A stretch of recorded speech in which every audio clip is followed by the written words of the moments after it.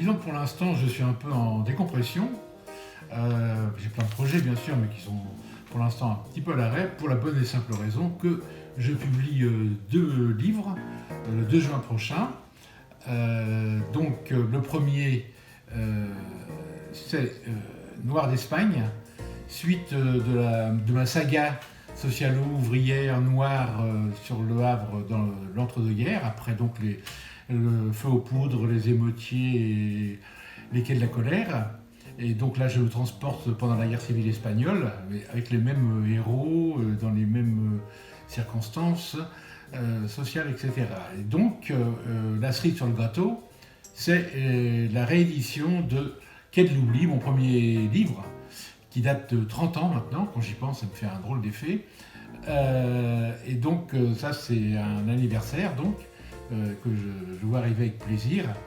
Et puis surtout, donc, même s'il n'est pas parfait, comme un premier amour, il n'est jamais parfait, c'est un souvenir formidable. Et puis c'est le début de l'aventure. Alors j'ai plein de polars préférés, mais pas vraiment de livres marquants. Enfin, il y a des livres marquants, mais c'est surtout les auteurs qui me marquent.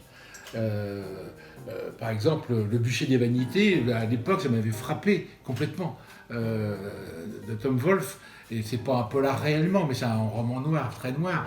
Blondin, que j'adore, est un auteur qui n'est pas classé comme auteur de polar, évidemment, mais son livre, notamment L'école buissonnière, est un roman très noir, à la fois très léger, mais comme toujours chez lui. Et puis alors, des livres cultes, comme Les raisins de la colère, par exemple, c'est des livres noirs. Donc je suis très bouquin, comme ça, au fur et à mesure où j'avance. Mais j'ai aussi donc un auteur que j'ai découvert très tard et qui pour moi, c'est pas original, le maître du noir, donc c'est Georges Simenon.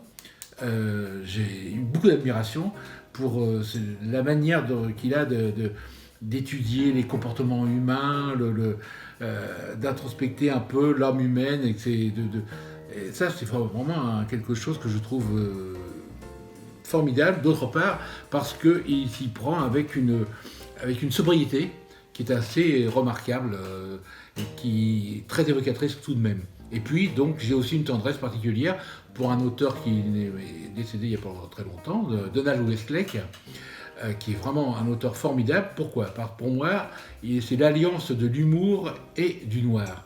Et donc ça, c'est pas très fréquent, surtout quand ça se fait avec autant de naturel. Westlake est capable de tout écrire, enfin était capable de tout écrire. Le Couperet est un chef-d'œuvre, mais également la plupart de ses bouquins délire un peu, puis revient. Enfin voilà, c'est vraiment un auteur pour moi un petit peu idéal. Alors, Polar à la plage, c'est quelque chose de très évocateur pour moi.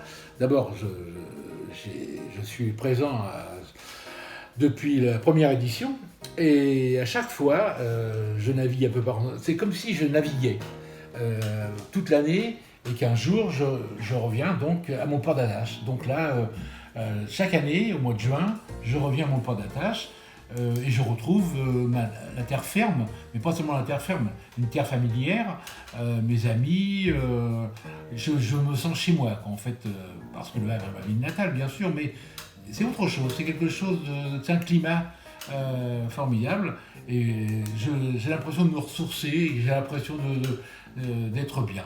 Alors évidemment, je rattache ça à mon amour du Havre, ma ville natale. Ça fait un tout, hein, mais c'est un port d'attache, et Le Havre étant ma ville natale, donc je ne fais pas la différence entre les deux. Et donc à chaque fois, donc, comme je dis souvent, par une pirouette, mais qui était authentique, je n'habite plus Le Havre, et depuis longtemps, mais j'y vis toujours. Donc voilà. Alors le crime parfait, contrairement à ce qu'on dit, existe, puisqu'il y a bien des affaires qui ne sont pas élucidées.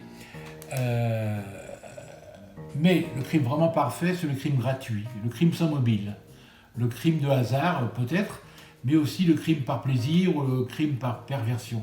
Parce que là, il n'y a aucun repère pour les enquêteurs, aucune base valable. On tue et on disparaît. Comment voulez-vous vous y retrouver ? C'est impossible. Donc pour moi, c'est vraiment l'idéal.